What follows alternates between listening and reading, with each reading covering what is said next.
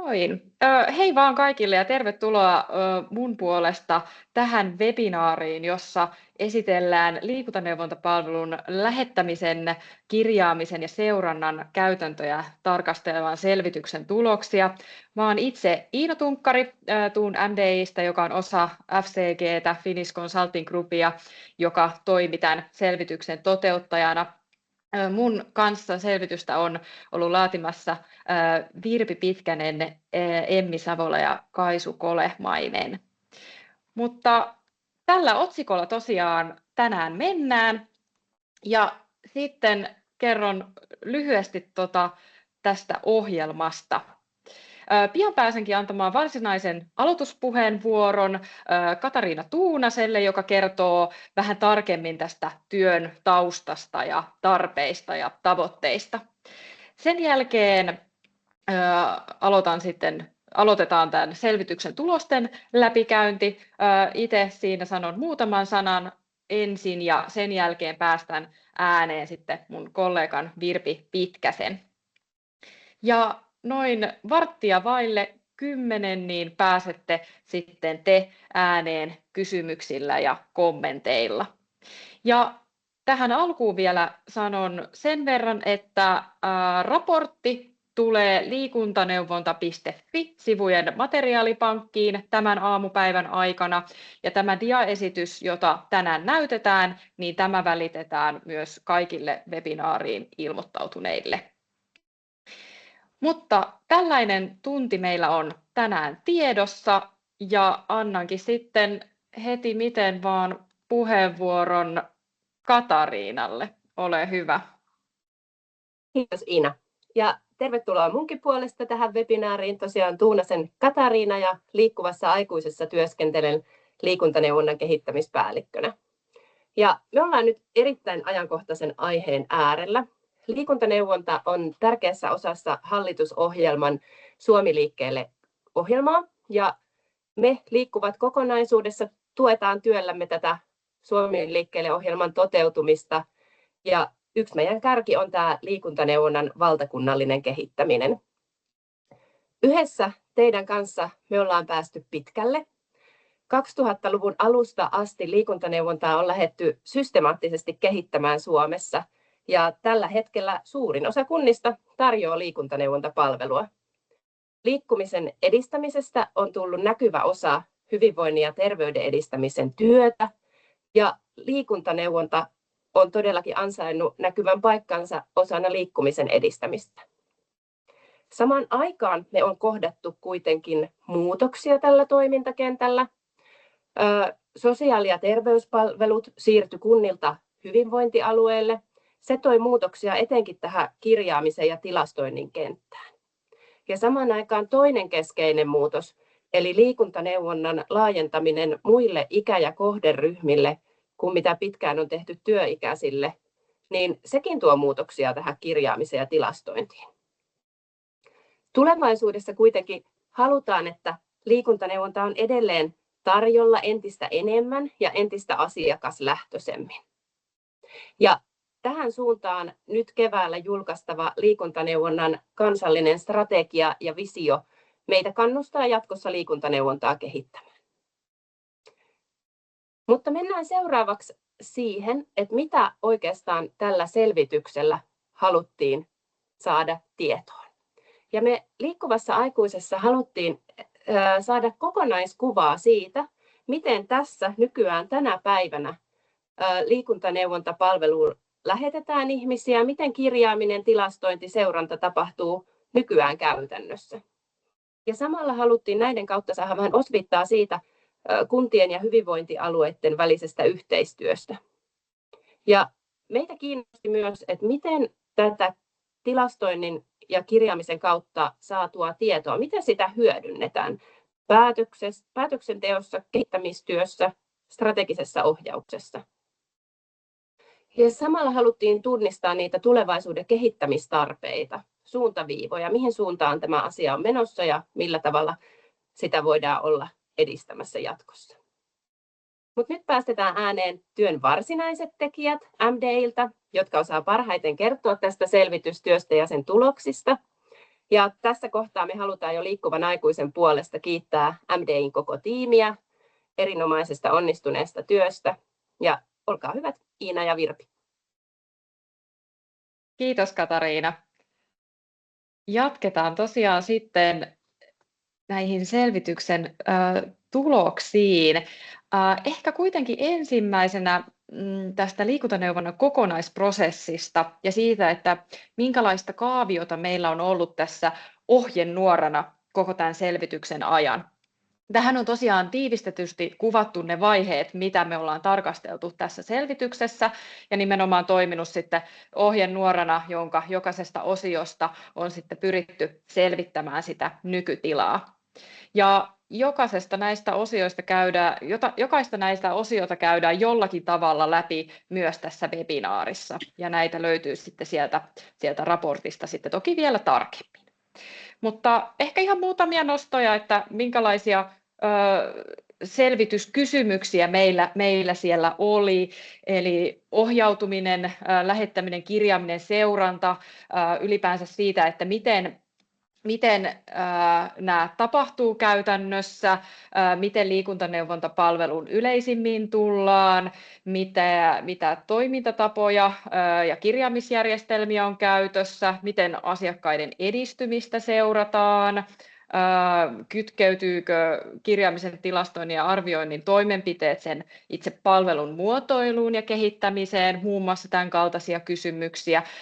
Ja kuten Katariina tuossa esittikin, niin tämä kunnan ja hyvinvointialueen välinen yhteistyö, miten se toimii, minkälaisia toimintatapoja on olemassa, mitkä koetaan hyväksi, mitä kehittämiskohteita siellä nähdään olevan. Ja sitten tähän niin kuin tiedon hyödyntämiseen ja strategiseen ohjaukseen, että miten tietoa käytetään palvelun kehittämiseen, vaikutusten arviointiin, onko kirjaamistilastointiseurannan käytännöllä yhteyttä siihen, että miten palvelua johdetaan ja miten siitä raportoidaan esimerkiksi kuntapäättäjille. Mutta tämän kaltaisia, tuossa on ihan muutamia tutkimuskysymyksiä, mitä meillä tarkasteltiin tässä työssä. Ja ihan lyhyesti siitä, että miten tämä selvitys ylipäänsä toteutettiin. Tämä toteutettiin aika tiiviillä aikataululla tuossa joulu-tammikuussa. Dokumenttiaineiston osalta materiaalina oli ylipäänsä alan ajankohtaiset julkaisut, selvitykset. Teillä on ollut erilaisia webinaareja tästä aiheesta, niin käytiin läpi niitä. Ja sitten meillä oli case-alueet, vastinparina aina kaupunki- ja hyvinvointialue, niin käytiin sitten näiden valittujen kuntien ja hyvinvointialueiden julkista materiaalia läpi, esimerkiksi hyvinvointikertomuksia, muita tämmöisiä toimintakertomuksia, strategioita, ohjelmadokumentteja, tämän kaltaisia asiakirjoja käytiin läpi. Ja tuossa oikealla puolella näkyykin sitten kaikki nämä tahot, jotka ovat olleet tässä jollain tavalla mukana.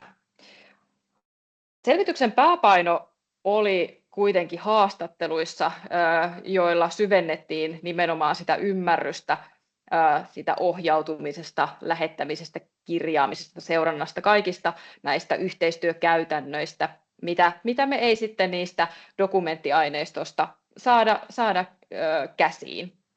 Haastateltavia oli yhteensä 18 kappaletta ja nämä toteutettiin puolistrukturoituina teemahaastatteluina ja sitten laadullisen sisällönanalyysin menetelmin sitten purettiin tätä materiaalia. Ja ehkä myös tässä webinaarissa haluan kiittää kaikkia, jotka olivat haastateltavina. Saatiin tosiaan tiivillä aikataululla sovittua hyvin haastattelut ja ne oli tosi antoisia.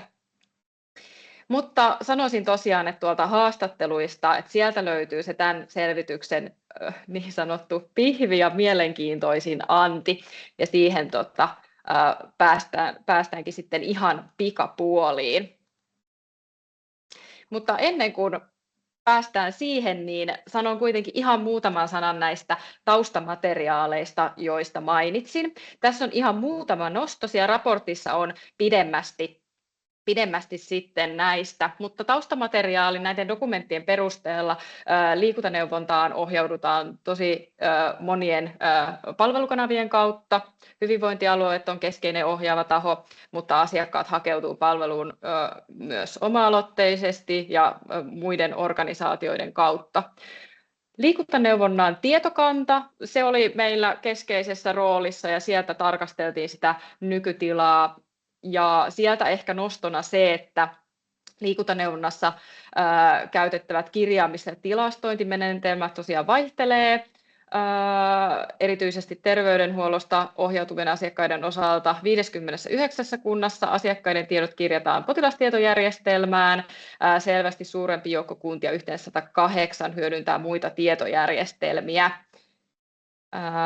Ja sitten ehkä nostan sen, että tosiaan Hyviöstä sen verran, että onkin varmasti monelle teistä jollain tapaa tuttu, ja selvityshetkellä Hyviö oli käytössä 46 kunnassa.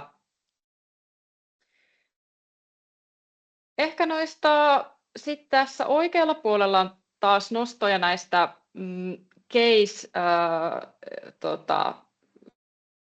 kunnista, kaupungeista ja hyvinvointialueista.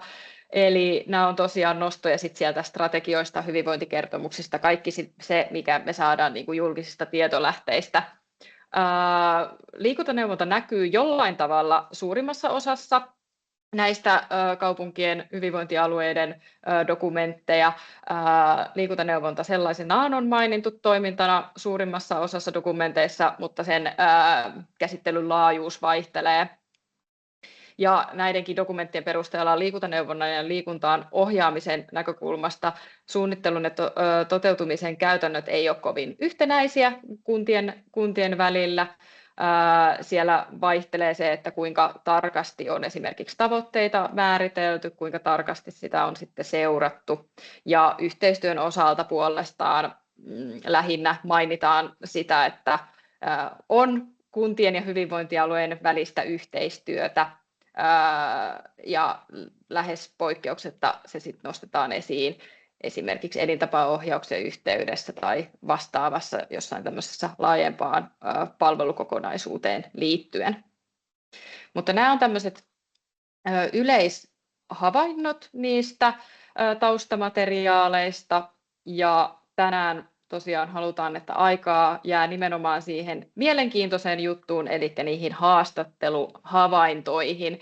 Mutta ennen kuin päästään niihin, niin Virpi vielä kertoo tästä keskeisistä käsitteistä, niin ymmärretään kaikki sitten asiat samalla tavalla. Niin ole hyvä, Virpi, jatka sä tästä. Kiitoksia Iina. Ja tosiaan mä oon Pitkäsen Virpi, Iinan kollega FCG:ssä. Ja tämä oli tosi mielenkiintoinen ja mukava projekti toteuttaa ja käydä tämmöistä syväanalyysiä siitä, että miltä se tilanne tällä hetkellä näyttää. Ja niinhän me tosiaan nostettiin sitten myöskin aiheen mukaisesti näitä käsitteitä esille, koska kirjaamista pengottiin.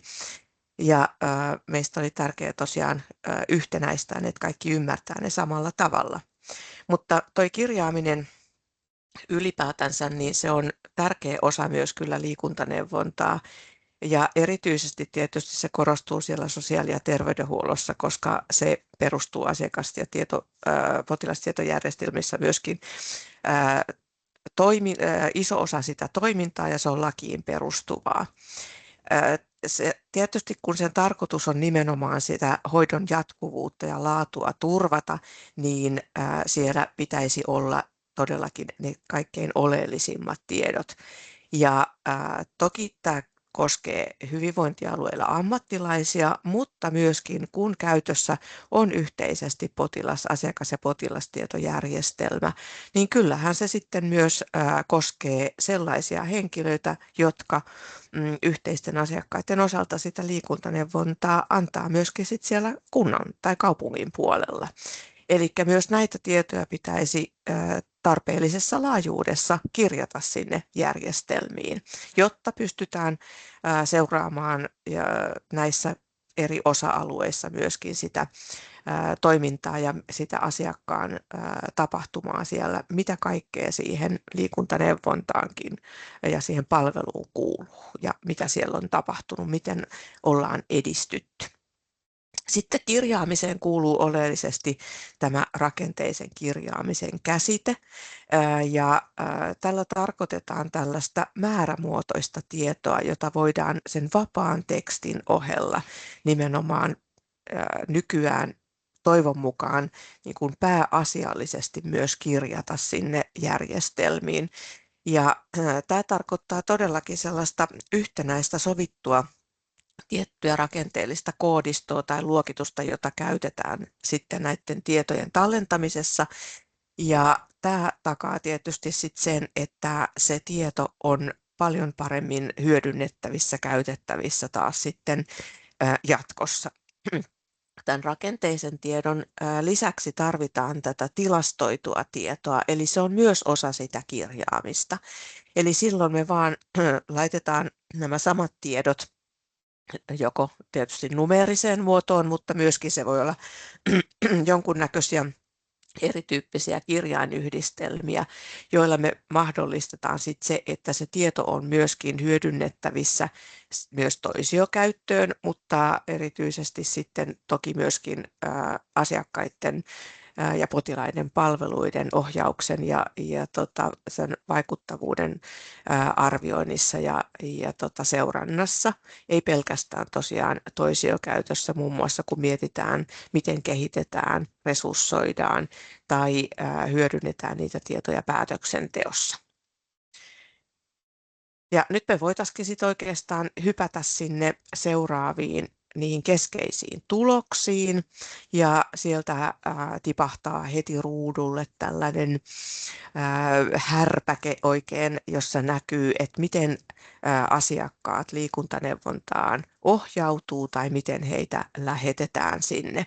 Ja niin kuin tästä kuviosta näkyy, niin tosi eri tavoin tämä lähettäminen tai ohjautuminen tapahtuu, ja sen lisäksi, että asiakkaat voivat hakeutua sinne itse, niin sekä hyvinvointialueelta lähetetään paljon asiakkaita, mutta myöskin sitten kunnan eri toimijoista lähetetään asiakkaita. Lisäksi myöskin esimerkiksi opiskelija- tai työterveyshuolto, taikka sitten myöskin kolmas sektori, niin lähettää asiakkaita liikuntaneuvontapalveluiden äärelle. Ja kun ajatellaan hyvinvointialueen toimintaa, niin se näyttäytyy monilla alueilla tai kuntien ja kaupunkien kesken tärkeältä, merkittävältä osalta tätä ohjautumista ja lähettämistä. Ja monessa paikassa on kehitetty tämmöistä palvelupolkumallia, jossa se asiakas pystyy silloin huomattavasti paremmin seuraamaan myöskin sitä polkuansa sieltä toisesta paikasta sinne toiseen paikkaan ja tietää vähän, että minkälaista se polku on, mitä tapahtuu, kun tämmöisiä malleja on kehitetty. Hyvinvointialueella pääasiassa tämän elintapaohjauksen kautta lähetetään asiakkaita, mutta kyllä sieltä muutkin ammattilaiset lähettää kuitenkin asiakkaita sitten liikuntaneuvontapalveluun.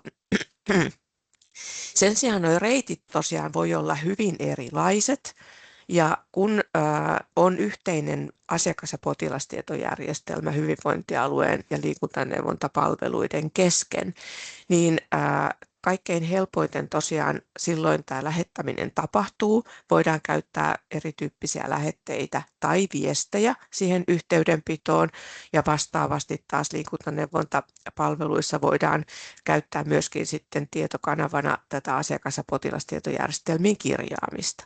Mutta joka paikassahan sitä ei todellakaan ole, koska sen esteenä ovat olleet erityyppiset haasteet nyt tässä muutoksen murroksessa, ja silloin joudutaan käyttämään erilaisia kanavia. Toisilla on tämmöisiä erityyppisiä lomakkeita liikuntaneuvontapalveluiden lähettämiseen tai ohjautumiseen, että siellä nettisivuilla löytyy tai jonkunnäköistä ajanvarausjärjestelmää, jolla voidaan ottaa yhteys ja varata aika jo suoraan sinne.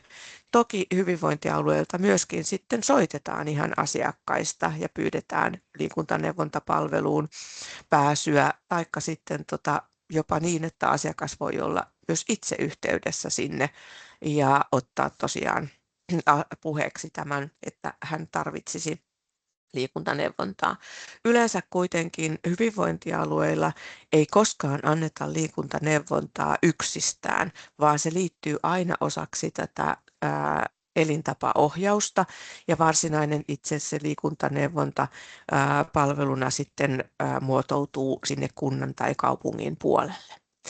Mutta sitten kun jotkut muut tahot todellakin on lähettäjänä, niin sitten kanavia on hyvin paljon erilaisia, eli riippuu ihan siitä kunnan tai kaupungin systeemistä, minkälaisia erityyppisiä järjestyksiä näissä hakeutumisissa on, että todellakin nämä erilaiset ajanvarausjärjestelmät tai yhteydenottokanavat ovat käytössä, mutta osalla tosiaan ihan asiakkaat voi tulla jopa vaikka paikan päälle tai soittaa myöskin itse, tai heistä voidaan soittaa, että he pääsevät tänne liikuntaneuvontapalveluun.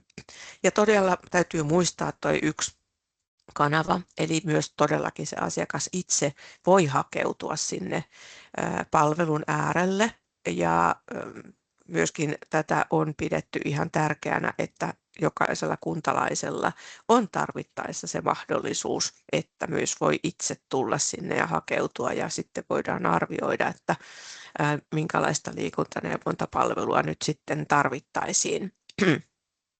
Tuossa lähettämisen ja ohjautumisen yhteydessä tämä asiakassegmentointi tuli esille, ja tuossa jo Katariinan alkupuheenvuorossa näkyi se. Ei tarvitse ihan vielä ehkä välttämättä laittaa siihen, mutta suurin osa nyt asiakkaista edelleenkin tällä hetkellä on näitä aikuisia tai työikäisiä. Joissakuissa paikoissa näyttäytyy jo niin, että myös ikääntyneille on palvelua tai joillekin erityisryhmillekin. Monissa paikoissa suunnitellaan ainakin pienemmille varhaiskasvatukseen, toki myöskin nuorillekin. Osassa oltiin ehkä sitä mieltä, että se koulu- ja opiskeluterveydenhuollon liikuntaneuvontapalvelut hoituvat sieltä omia reittejänsä, mutta sitten myöskin nämä esimerkiksi just maahanmuuttajat tai jotkut muutkin erityisryhmät ovat mietinnässä kyllä nyt monissa paikoissa, että miten tätä palvelua voitaisiin edelleen niin kuin segmentoida lisää. Mutta todella suurimmassa osassa on ainakin todellakin tämä aikuiset ja työikäiset ja jopa tosiaan ikääntyneetkin tällä hetkellä nyt siellä segmentoinnin parissa. Toki sitten sitä segmentointia on voitu ajatella myös niin, että miten liikuntaneuvontapalvelua itsessään on annettu. Eli voi olla myöskin se, että se suurin osa on ollut joko yksilöohjausta tai sitten ryhmäohjausta, eli tämän tyyppistä segmentointia, joissakuissa paikoissa on voinut olla sekä että. Mutta nyt, jos mennään siihen seuraavaan aiheeseen, eli miten sitten tässä lähettämisessä ne kriteerit on voitu jakaa, niin me nähtiin ne karkeasti juuri tämmöisenä kahtena tyyppinä, eli miten hyvinvointialueet lähettää tai miten sitten kuntien kautta esimerkiksi sinne tullaan.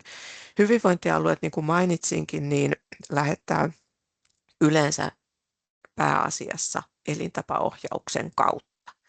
Ja silloin erityisesti, kun asiakas kokee tarvitsevansa sitä liikuntaneuvontaa tai se nähdään tärkeänä osana sitä elintapojen muuttamista. Toisaalta taas sitten kuntien kautta niin näyttäytyi sillä tavalla, että se itse liikunnan lisäämisen tarve jotta voitaisiin kokonaisvaltaisesti todella parantaa tai tukea sitä asiakkaan omaa hyvinvointia, niin nousi eniten esille. Eli hyvin tämmöisenä laajana näkökulmana siitä, että miten sillä liikuntaneuvonnalla, sen liikunnan lisäämisellä pystyttäisiin tosiaan puuttumaan siihen terveyden ja hyvinvoinnin lisääntymiseen. Nyt voit Iina vaikka vaihtaa sinne seuraavaan. No sitten tosiaan tästä itse niin kuin kirjaamisesta ja seurannasta, mitä me havaittiin meidän haastattelujenkin kautta, niin nämä kirjaamiskäytänteet oli aika vaihtelevia.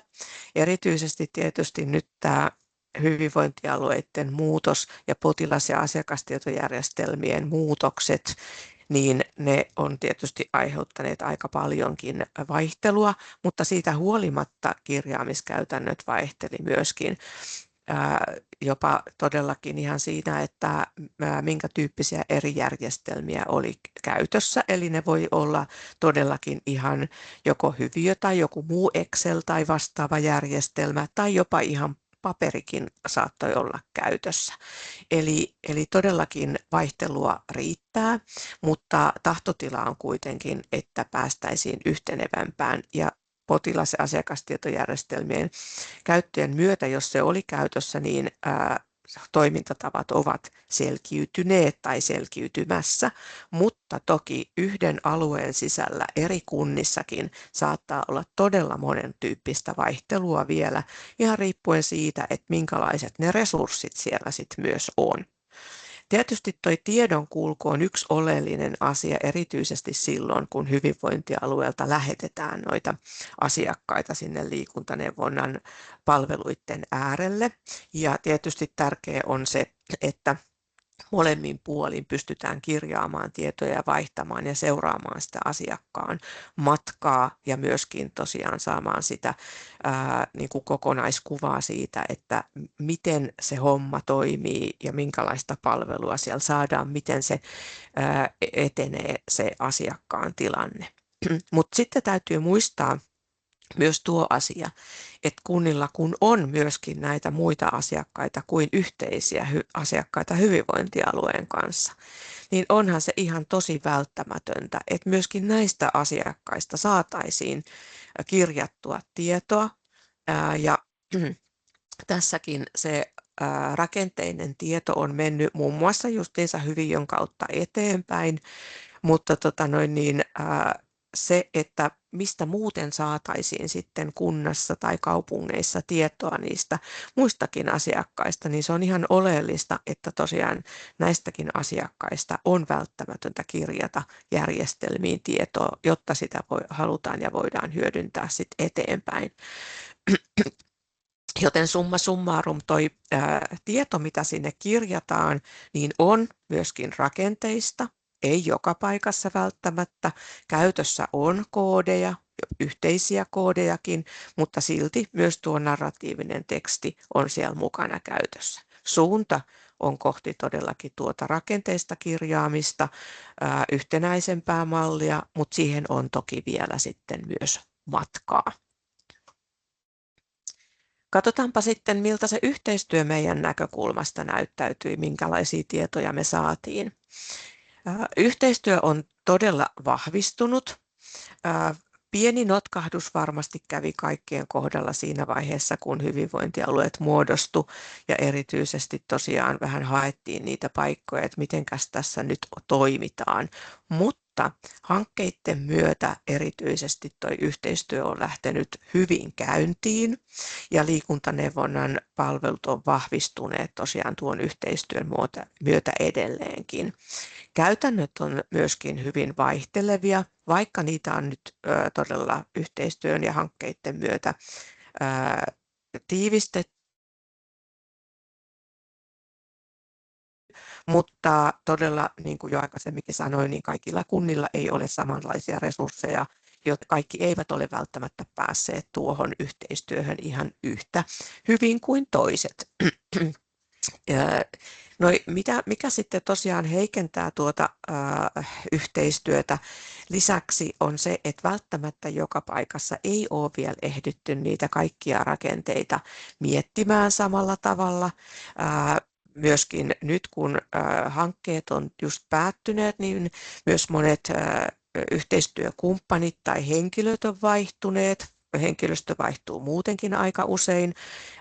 Ei yksistään ehkä terveydenhuollon resurssipaineet ole välttämättä syynä, on myös kunnissa aika paljon resurssipaineita, joten siinäkin mielessä yhteistyö ei välttämättä aina onnistu ihan niin helposti kuin toivottaisiin.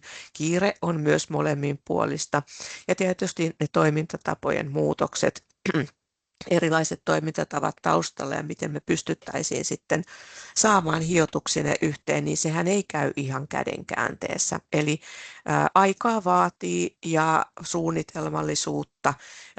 Yhteistyö tosiaan edellyttää edelleenkin niiden rakenteiden selkiyttämistä ja jatkuvaa yhteistyötä myös niiden toimintamallien putsaamiseksi ja yhtenäistämiseksi. Se tarvii todella sitä viestintää, tarvii perehdyttämistä, jotta päästään tiiviimpään ja parempaan yhteistyöhön nyt sitten edelleenkin. Mutta ylipäätänsä se yhteistyö on muotoutunut kyllä tosiaan niin kuin sanoin paremmaksi ja siellä on paljon tämmöisiä vastinparityyppisiä malleja, taikka sitten hyvin paljon tämmöistä verkostomaisuutta, joka on myöskin auttanut sitten sen vaikka koko alueenkin yhteisten toimijoiden yhteistyön tukemisessa ja toisaalta myöskin ehkä juuri tämmöiset pienemmätkin kunnat pääsee sitä kautta paremmin mukaan, kun se verkostomaisuus tuo sitä tiiviimpää yhteistyötä myös siihen sitten samaan. Mutta sitten, jos katsotaan eteenpäin, että miltä siellä sitten tosiaan se kirjattu tieto, miten se hyödyttää nyt sitten sitä liikuntaneuvonnan kehittämistä, meneekö se jopa sinne strategiseen ohjaukseen saakka, niin siinäkin on edelleen kovasti paljon vaihtelua.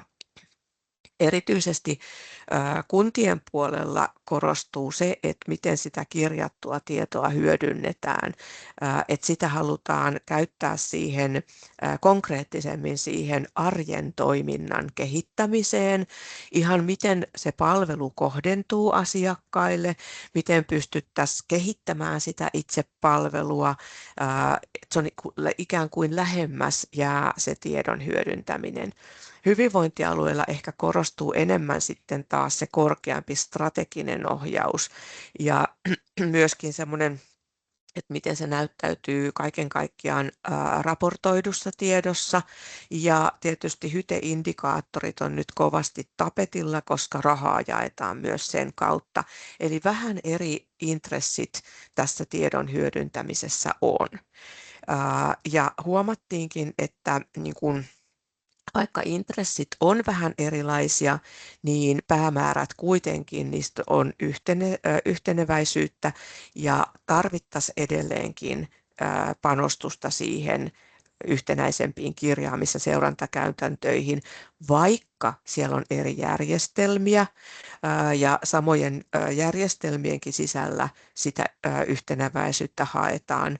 Ja esimerkiksi vaikka hyviäkin on käytössä, niin silti kunnat, kaupungit voivat itse tietysti valita, minkälaisia tietoja sieltä hyödyntävät, joten siinä mielessä myöskin niin tämmöistä yhtenäisyyttä pitäisi varmasti siellä hakea edelleenkin. Ja jopa ihan tarvitaan siihen vahvempaa tukea johtamisen ja strategisen päätöksenteon kautta, mutta myöskin ihan varmasti kirjaamisen tietojen hyödyntämisessä tarvitaan varmasti myöskin ihan kansallistakin ohjausta. Yksi, mikä sieltä edelleen nousi vahvasti merkittävänä haasteena, oli tämä liikuntaneuvonnan vaikutusten ja vaikuttavuuden osoittaminen, koska kuitenkin kirjaaminen ja sen seurantaa on vasta tässä nyt lähtenyt käyntiin. Se tarvii niitä yhteisiä rakenteita, jotta sieltä saadaan ylös enemmän, paremmin esiin sitä tietoa, mutta toisaalta se tarvii myöskin pitkäaikaisempaa seurantaa, ja se tarvitsisi myös pitkäaikaisempaa seurantaa niiden interventioiden jälkeen, jotta pystytään oikeasti osoittamaan sen vaikutukset ja vaikuttavuus pysyvämmin. Joten kyllä meillä haasteita riittää, mutta tämä vaikutus ja vaikuttavuus ei ole yksistään kyllä liikuntaneuvontapalveluiden haaste, vaan se on kyllä ihan monissa muissakin asioissa, että tämä haaste on kyllä ihan yhteinen. Mennään vaikka sitten vähän eteenpäin, mennään niihin kehittämistarpeisiin, jotka pohjaa kyllä pitkälle näihin jo aikaisemmin mainitsemiinikin asioihin. Eli siellä on vähän erilaisia tarpeita, mutta painotukset on kuitenkin samantyyppisiä. Ja kehittämistarpeissa todella nämä yhtenäiset kirjaamiset, yhtenäiset menetelmät, tiedon kulku, ne on kaikki niitä keskeisiä haasteita. Toisaalta hyvinvointialueella ehkä nousi enemmänkin tämmöiset rakenteelliset, ohjaukselliset aiheet sieltä, eli siellä toivottiin ehkä enemmän juuri sitä kansallista ohjausta siihen kirjaamiseen, seurantaan ja siihen tietysti, että millä tavalla saadaan sitten niitä vaikutuksia ja vaikuttavuutta esille. Ja toisaalta sitten taas kyllä kuntien puolellakin tämä nousee esille, mutta siellä on vielä ehkä niin kuin enemmän juuri, kun mainitsinkin, se arki ja siihen toteutukseen, enemmän ehkä asiakaslähtöisyyteen, siihen resurssien riittävyyteen, myöskin niiden palveluprosessien kehittämiseen, käytännön työkaluihin, tämän tyyppisiin asioihin, että niitä voitaisiin tarkoituksenmukaisemmin hyödyntää. Niin tämän tyyppiset asiat sieltä tuli myös esille. Mutta nämä järjestelmät on yksi sellainen rajoite, jota ehkä pitäisi miettiä todella niin kuin enemmänkin, että minkä tyyppistä asiaa siitä, millä tavalla niitä voitaisiin yhtenäistää ja helpottaa. Oikeastaan tämä summa summarum tässä on todellakin se, että semmoiset hajanaiset käytännöt, jotka nyt vielä sieltä nousi esille, jotka on paljon kehittyneet, mutta edelleenkin vaatii tämmöistä yhtenäistä rakenteista tiedolla johdettua kokonaisuutta, jotta me päästään paremmin siihen tulevaisuuden toimintaan, yhteisiin näkemyksiin ja yhteisiin sisältöihin ja toisaalta myöskin kyllä se vastuunjakokin esimerkiksi hyvinvointialueen tai kunnan liikuntapalveluiden välillä niin ehkä kaipaa vähän kirkastamista. Muutama johtopäätösasia sieltä vielä nopsasti, mitkä tässä me havaittiin. Toimintaympäristöhän on tosiaan nyt muuttunut merkittävästi, mutta mukavasti osin nyt tässä muutaman vuoden aikana on myöskin selkiytynyt se. Hyvinvointialue ja kunnat ovat löytäneet sitä omanlaistansa uraa ja miten toisaalta se yhteistyö, mikä se yhteistyö on ja mikä sen merkitys on. Toki se vaatii just pienempien ja isompien kuntien kesken niin kuin sitä, että päästäisiin sille samalle tasolle. Tämä on varmaan ehkä sellainen, mikä pikkuhiljaa sieltä korjaantuu. Mutta sitten toisaalta myöskin se, että minkälaiset järjestelmät tulisi käyttöön, pystytäänkö yhteisille asiakkaille niitä potilastietojärjestelmiä ottamaan käyttöön ja saamaan se tiedon kulku paremmaksi, miten esimerkiksi käytännön järjestelyt tunnuksissa, onko se maksullista se käyttö ja tämän tyyppiset asiat, niin varmasti myöskin vaikuttaa siihen, eli näiden asioiden selkiytyminen myöskin sit jatkossa olisi varmasti ihan hyvä. Nyt sitten tämä yhteistyön tiivistäminen on yksi semmoinen kehittämistarve, Se, että nyt todellakin tuo hankkeiden päättyminen on aiheuttanut ehkä yhdenlaisen notkahduksen tässä, koska tosiaan ne ihmiset, yhteistyökumppanit, ihmiset siellä sisällä ovat vähän vaihtuneet. Nyt haetaan taas toisenlaista lähestymistapaa. Niiden olisi pitänyt niiden toimintatapojen ehkä jo niin kuin urautua paremmin, olisi pitänyt tulla mallien tutummaksi, mutta toisaalta, koska tosiaan henkilöt vaihtuu, resurssit jopa vähän vähenee, niin tähän liittyy tietynlaista epävarmuutta kuitenkin. On ehkä hyvä miettiä, että miten niitä toimintamalleja saataisiin todella paremmin jatkoa sitten myöskin niin, että ne olisi kaikkien tiedossa. Toiminnat eivät olisi ehkä niin henkilösidonnaisia kuin ne jossakin paikoissa tällä hetkellä vielä on. Eli se vaatii semmoista jatkuvaa tiivistä yhteydenpitoa kuitenkin. Ja toisaalta sitten näyttäytyy tämä, että miten voitaisiin jopa kansallisen tason linjauksilla näitä ohjeistuksia selkiyttää tässä kohdassa, niin se on yksi semmoinen merkittävä asia kyllä sieltä, että tämän tyyppistä kehittämistarvetta sieltä nousi vahvasti myöskin esille. Ja sitten todella tämä kirjaamisen yhtenäistäminen, koska hyvinvointialueilla asiakas- ja potilastietojärjestelmissä on tietyn tyyppinen kirjaaminen. Se palvelee sitä yhden asiakkaan mallia siinä. Ja siinä kuitenkin pitäisi myöskin eri puolten ammattilaisten löytää ne yhteiset tavat, mitä koodeja käytetään, minkälaisia fraaseja siellä on käytössä, että niitä käytetään samalla tavalla. Toisaalta sitten taas todellakin myöskin hyviö on aika monessa paikassa käytössä, niin pitäisi varmasti päästä siihen, että sinne kirjataan samantyyppisesti niitä eri toimintamahdollisuuksia, mitä siellä on sisällä, käytetään myös kuntien kesken samalla tavalla, jotta voitaisiin päästä siihen vaikutusten ja vaikuttavuuden osoittamiseen myöskin paremmin. Se on yksi sellainen oleellinen osa ja tietysti sen taustalla se, että siellä olisi niitä rakenteisia muotoja, rakenteisia koodeja, joita pystytään hyödyntämään ja myöskin toisaalta ne fraasit auttaa siinä.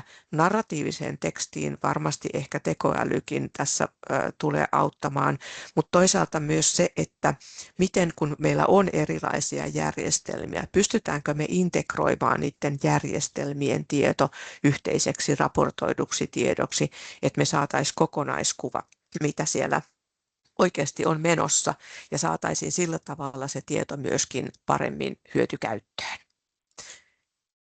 Toisaalta sitten vielä on pari asiaa, josta meidän pitää myös muistaa, että tuo potilastietojärjestelmät tosiaan tukee sitä tiedonkulkua, tietoturvaakin. Kaikki hyvinvointialueet eivät ole ihan yhtä mieltä tuosta hyviön tietoturvasta, jota kuitenkin koko ajan parannetaan. Silti meillä on 2 erillistä järjestelmää vähintään samallakin alueella, koska todella ne ei-sote-asiakkaat tarvitsevat myös sen kirjaamisen mahdollisuuden, jotta niitä tietoja voidaan sitten seurata. Eli me ei voida koskaan luopua kokonaan tuosta 2 järjestelmästä, ainakaan näillä näkymin, kun tosiaan asiakkaat, jotka eivät ole hyvinvointialueen asiakkaita, niin niitä tietoja sinne ei pitäisi kirjata. Ja sitten toisaalta meillä on myöskin sellaiset niin kuin ajatukset, että miten se liikuntaneuvontapalvelu voitaisiin kohdentaa niin, että myöskin muilla asiakkailla kuin sote-asiakkailla olisi mahdollisuus päästä sinne liikuntaneuvontapariin, eli miten kunnat ja kaupungit nyt sitten pystyy jakamaan sitä resurssiansa mahdollisimman hyvin, koska näyttäytyy toisaalta, että tosi iso osa myös liikuntaneuvontapalvelun asiakkaista oli sote-palveluiden asiakkaita, eli se ei saisi olla pelkästään jatke sote-palveluille. Toisaalta taas kunnat nyt sitten kamppailee tämän haasteen kanssa, että miten ne resurssit sitten siellä liikuntapalveluissa saadaan mahdollisimman tehokkaasti käyttöön. Eli onko yksilöohjausta, mennäänkö ryhmämuotoiseen vai päästäänkö johonkin välimuotoon vai onko jotakin muita ratkaisuja, miten niitä resursseja voidaan käyttää mahdollisimman tehokkaasti. Tässä taisi olla nyt viimeinen tulososio ja nyt sitten mä annankin puheenvuoron Iinalle. Yes, kiitos Virpi kattavasta esittelystä. Tosiaan tiedoksi, että tähän loppui siis tämä selvityksen esittely. Me jatketaan nyt kysymyksillä ja keskustelulla. Laitan täältä tallennuksen pois päältä.